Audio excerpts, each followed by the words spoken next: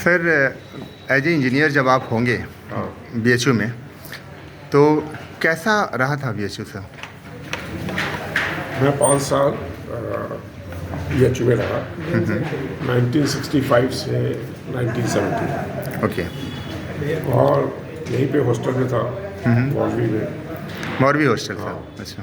तो वहाँ पे बहुत चर्चाएं होती थी। हमारा अध्यात्म का जो सफ़र है वो BHU से ही शुरू हुआ, क्योंकि पढ़ाई तो होती थी JI की, और उन्होंने सामने ही मंदिर भी था जो बिरला मंदिर था। वहाँ बैठ के 17 साल की उम्र से ही ये था कि आगे क्या करना है, भारत का क्या होना है, दुनिया में क्या हो रहा है, वो सब पे चर्चा होती। और सब सब्जेक्ट पे भी चर्चा होती थी जो कि पढ़ाए नहीं जाते थे। और मेरा शुरू से ही विशेष इंटरेस्ट रहा भारत के वेदों पे, भारत की संस्कृति पे। और हमेशा ये मन में रहता था कि कब वो समय आएगा जब भारत का जो मूल रूप है वो दुनिया के सामने आएगा। तो इंजीनियरिंग तो कर रहे थे, परंतु उसके साथ साथ ये बनारस हिंदू यूनिवर्सिटी है, तो हिंदू धर्म का, सनातन धर्म का भी साथ साथ चर्चा होती थी। और वो मेरे लिए आगे तक चली। तो मैं 75 साल का हो गया हूँ, तो लास्ट 50 साल में मैं वानप्रस्थ हो गया था और मैं बाहर चला गया था और पूरी दुनिया में मैंने भ्रमण किया। अमेरिका में कई साल रहा, करीब 15 से 20 साल, फिर सिंगापुर भी रहे, लंदन में भी रहा। और सब जगह जितने भी वहाँ के रहने वाले थे हिंदू, उन सब से मेरा वार्तालाप होता रहा। वो मुझे बुलाते भी थे, क्योंकि 93 में मैंने सनातन धर्म की किताब लिखी थी। तो उससे लोगों को रुचि थी कि मैं बताऊँ उनको सनातन धर्म के बारे में। अब मैं 75 साल का हो गया, तो संन्यास के उम्र में मैंने सोचा कि फिर से भारत आ जाए। और यहाँ आने पर मुझे आशीर्वाद मिला चारों शंकराचार्यों से, और उन्होंने मुझे राजा ऋषि की उपाधि दी। तो वो राजर्षि का जो वर्णन है वो गीता में भी है, और ये शब्द बहुत पुराना है। सर, अपने जूनियरों के लिए, क्योंकि आपके तुलना में सभी यहाँ पे जूनियर्स हैं सर, काशी हिंदू विश्वविद्यालय में कुछ वैसा चीज़ बताइए जिन्हें ध्यान रखना चाहिए, ताकि वो भी आने वाले समय में आपकी सोच को या और भी कई अच्छी चीज़ों को आगे बढ़ा सकें। देखिए, जो ब्रह्मचर्य का समय होता है, तो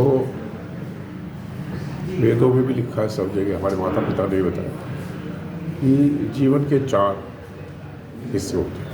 पहला ब्रह्मचर्य, और फिर गृहस्थ, फिर वानप्रस्थ, फिर सन्यास। तो ब्रह्मचर्य का जो पीरियड है वो स्टडी पीरियड, उसमें आप डिसाइड कर लेते हैं कि आपको 100 साल तक क्या करना है। सारा डिसीजन उसी समय हो जाता है। उसके लिए आप प्रिपेयर करते हैं, उसके लिए आप स्टडी करते हैं। तो जो भी जिसका विचार हो, वो आपको स्टूडेंट एज में पूरी स्कीम बना लेनी चाहिए। ये नहीं कि हम आगे क्या होगा उसको ना सोचें, अपने बारे में तो पूरा सोच लेना चाहिए। इससे कि आप पढ़ेंगे जो, तो वो उसकी पढ़ाई एंड तक चलेगी। आज मैंने केमिकल इंजीनियरिंग करी, वहाँ से MBA किया, PhD किया, तो मैं कहीं भी जाता था तो सबसे पहले पढ़ाई का जिक्र होता। तो इसलिए पढ़ाई का जो क्वालिफिकेशन है आपकी, वो आपके साथ कुछ भी आप करें वो आपके साथ चलती है। तो इसलिए पढ़ाई को सीरियसली लें, बिकॉज वो आपकी दुनिया को अफेक्ट करेगी, वो आपके फ्यूचर को अफेक्ट करेगी। इसलिए समय को बर्बाद ना करें। और यहाँ समय है, क्योंकि जो हॉस्टल में लड़के रहते हैं तो घर तो रहता नहीं, तो इसलिए पूरा समय या तो पढ़ते हैं या अपने सहपाठियों के साथ चर्चा करते हैं, तो उसका लाभ उठाएं और अपने विचारों को, अपने को समझे सकते। सर, एक अंतिम प्रश्न कि कौन सी ऐसी छाप है काशी हिंदू विश्वविद्यालय की जो अभी तक संज्ञान में हमेशा रहती है? सबसे बड़ी तो छाप हिंदू धर्म की है, और हिंदू धर्म की छाप को जब पढ़ना शुरू किया तो सनातन धर्म डिटेल में पढ़ना शुरू किया।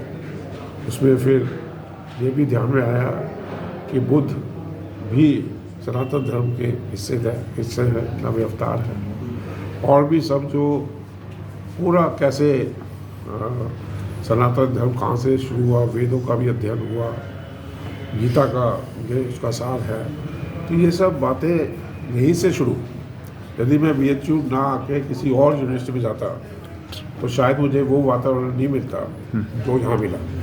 तो IIT तो कई हैं, तो मेरे ख्याल से कोई ऐसी IIT नहीं है जिसके साथ हिंदू मंदिर भी हो।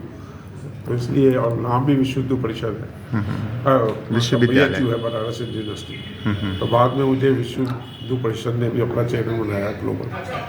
तो ये हिंदू और सनातन की यात्रा यही से शुरू हुई और अब तक गई और अभी भी है। इसीलिए मैं यहाँ आया हूँ और आप सबके साथ विचार विमर्श करेंगे।